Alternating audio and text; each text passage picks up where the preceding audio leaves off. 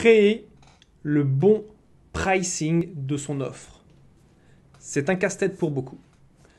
Dans cette vidéo, je t'explique exactement comment le value-based pricing va te permettre et te donnera confiance en toi lorsque tu présenteras tes offres. Salut, je m'appelle Gaël et comme tu vois c'est marqué là, je suis copywriter et je me spécialise dans ce que tu vois là, c'est les webinaires que j'appelle les webinaires extraordinaires. Quand tu fais des webinaires et quand tu utilises des outils de vente, il faut bien que tu aies une offre. Et une des questions que j'aborde très très fréquemment, c'est simple, en 2 jours, j'ai dû l'aborder 3 fois, c'est comment avoir une bonne offre, comment établir le bon prix pour mon offre. Quand je le fais avec mes clients, quand on établit leur prix, quand on définit leur offre, ils sont très surpris. Parce que j'utilise pas la technique qu'on apprend très souvent de dire voilà, tu mets plein de trucs, tu rajoutes du bordel et que tu fais augmenter le prix. La valeur perçue, donc le prix. Moi, si tu veux, mon approche, elle est complètement inverse. Je pars du principe de se mettre à la place du client. Et ça, tu sais, c'est c'est au cœur de mon approche, de toutes mes approches. Quand tu te mets à la place du client, là, c'est plus qu'est-ce que je vais lui vendre, mais c'est pourquoi la personne va venir m'acheter. Et je vais répéter ça parce que c'est important. Tu passes de qu'est-ce que je vais lui vendre à pourquoi la personne va me choisir, va acheter mes produits, mes services. Et là, tu transformes l'équation immédiatement.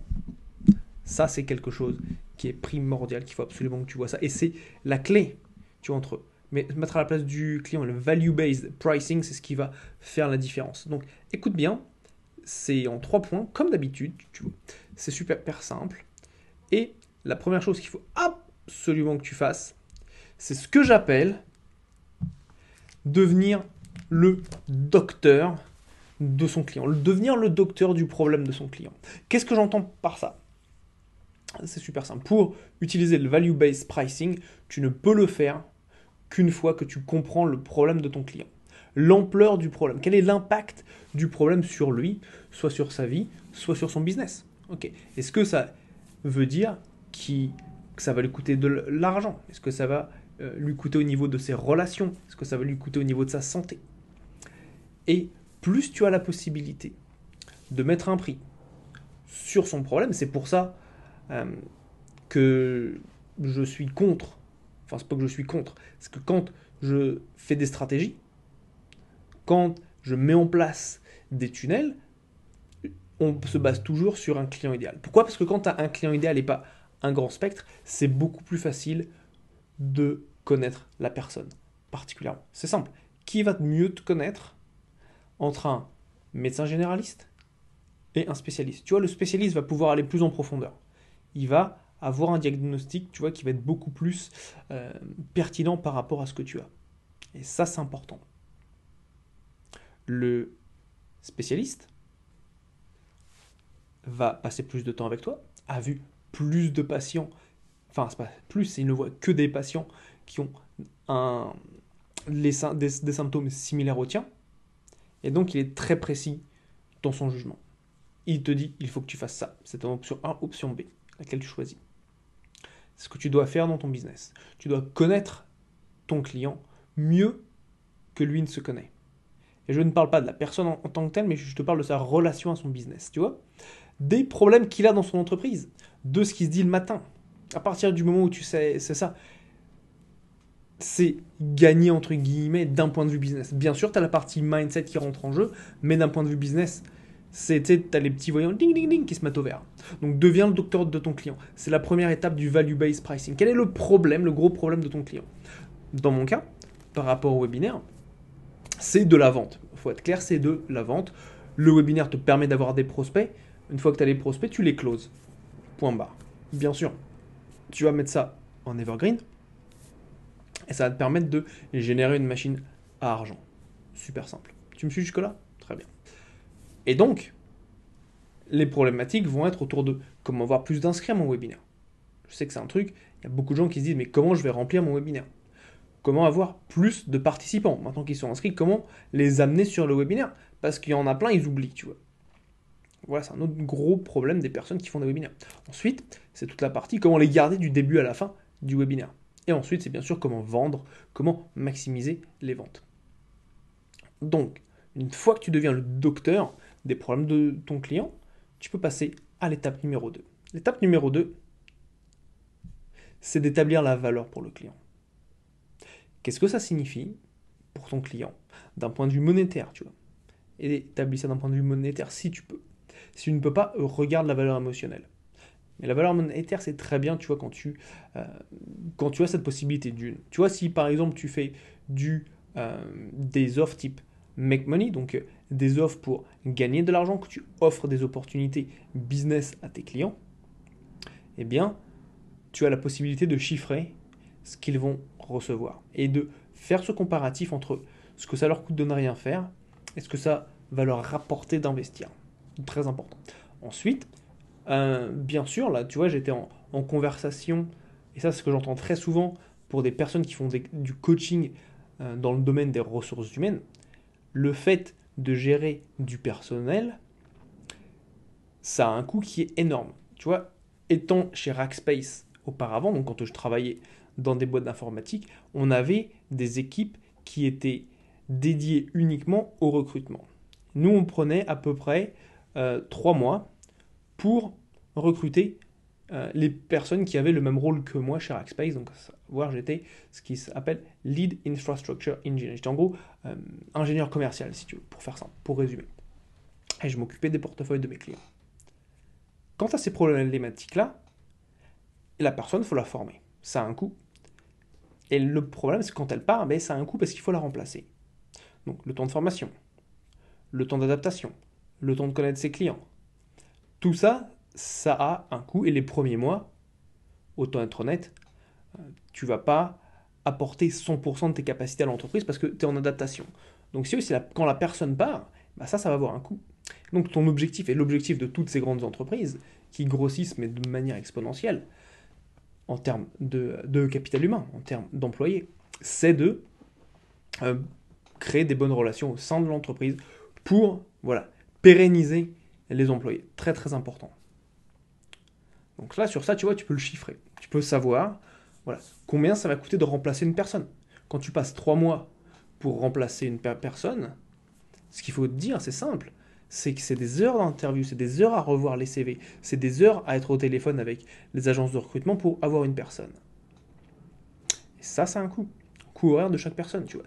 Très très simple. Donc ça, tu vois, tu peux le calculer. Et quand tu apportes une solution par rapport à ça, tu vas pouvoir leur dire, voilà, avec ma solution, avec mon approche, avec mon coaching, avec mon consulting, peu importe ce que tu vends, je te permets d'économiser, de passer de 3 mois à 1 mois, par exemple. Là, tu divises ça par 3, ce qui signifie pour l'entreprise un gain de temps énorme et également un gain monétaire, donc tu lui permets d'optimiser ses profits ou, si tu ne les optimises pas, de pouvoir rebalancer ses profits dans d'autres activités de l'entreprise. Et ça, c'est très pertinent. Ça, tu ne peux le faire qu'à partir du moment où tu connais précisément ton client idéal. Ça, c'est important. Je parlerai dans une autre vidéo de comment choisir son client idéal. Il y a 4 choses à savoir quand tu sélectionnes ton client idéal. Pardon, pas 4, mais 3 choses à savoir. Exactement. 3 choses à savoir quand tu sélectionnes ton client idéal que je dévoilerai dans une prochaine vidéo. Probablement dans les jours à venir. Très important pour partir, tu vois, sur de bonnes bases. Donc on a vu, donc pour faire du value-based pricing, détermine la valeur que c'est pour ton client. Admettons, on dit, tu sais que la valeur pour ton client, c'est 100 000 euros. C'est un chiffre comme un autre. Donc, tu sais que ta solution va permettre au client d'économiser 100 000 euros. C'est là qu'arrive le point numéro 3. Le point numéro 3 sont les maths. Très très simple. Quand tu fais le value-based pricing, donc en fait, il va falloir que tu, en gros, fasses une démonstration. Un petit peu comme, tu sais, quand tu étais en seconde, en première, en terminale, tu as une équation, et tu dois faire la démonstration. Là, c'est pareil. Tu vas dire, voilà, nous, on a l'habitude de travailler avec des entreprises comme la vôtre. Et ce qu'on remarque, c'est qu'en moyenne, les entreprises qui font ce que vous faites ont réalise des économies de 100 000 euros. Très bien. Ce qu'on a vu en moyenne, donc ça peut peut-être plus, ça peut être moins. Et en fait, nous, ce qu'on fait, bah, ça, on ne va pas vous prendre 100 000 euros, on va vous prendre uniquement un dixième des 100 000 euros. Donc à la place que ça vous coûte 100 000 euros, on va vous prendre, nos services sont à 10 000 euros. Et quand tu leur dis, voilà, donc en investissant 10 000 euros, la personne qui est un chef dans l'entreprise voit complètement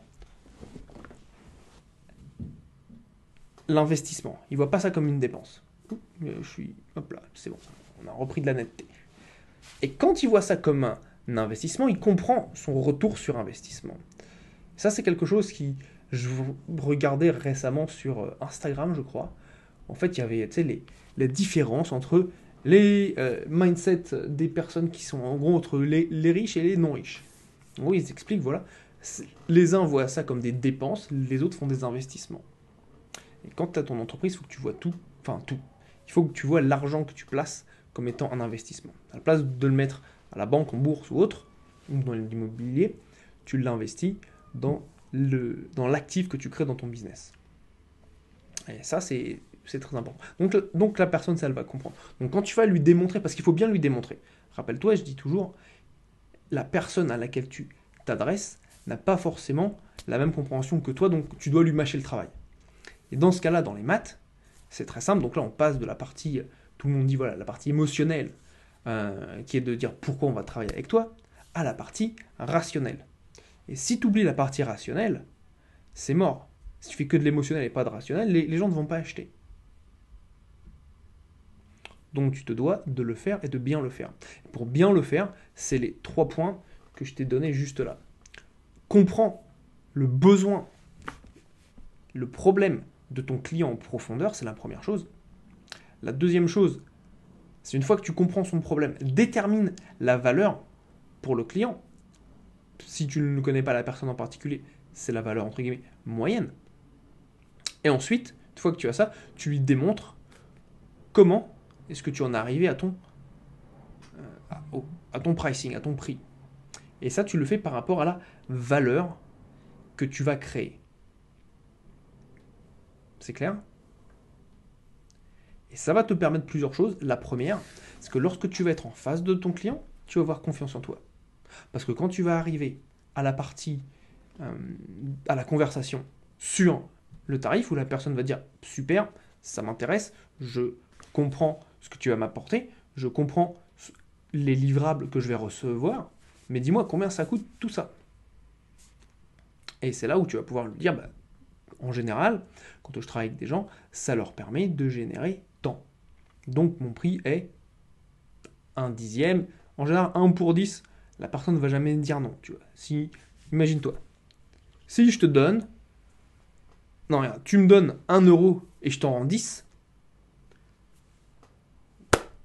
Tu fais oui Gaël. Ce moment-là, il y a un petit pouce bleu qui vient d'arriver. Merci. Et c'est ça. Les gens vont dire oui, tu vois. La personne serait... Ça va à l'encontre de la manière dont l'être humain fonctionne, tu vois, si elle dit non. Vu qu'on est toujours là pour étendre, tu vois. L'univers, il s'est toujours étendu, tu vois. Il s'est toujours développé, il a toujours créé plus. On n'a jamais vu, tu vois, l'univers, tu vois, qui réduisait. Donc prends ça en considération. Et ça, c'est clé. Value-based pricing. Utilise cette approche pour créer tes tarifs. Pose-moi des questions. Si tu en as dans les commentaires, j'y répondrai. Si tu as aimé cette vidéo, mets-moi un petit like, un petit pouce bleu, tu vois, ça me fait plaisir. Toi, ça mange pas de pain pour toi. Et moi, tu vois, ça me fait kiffer. Et puis, tu sais très bien, ça nourrit également l'algorithme de Facebook, de YouTube, de toutes ces jolies plateformes qui nous permettent de partager nos messages.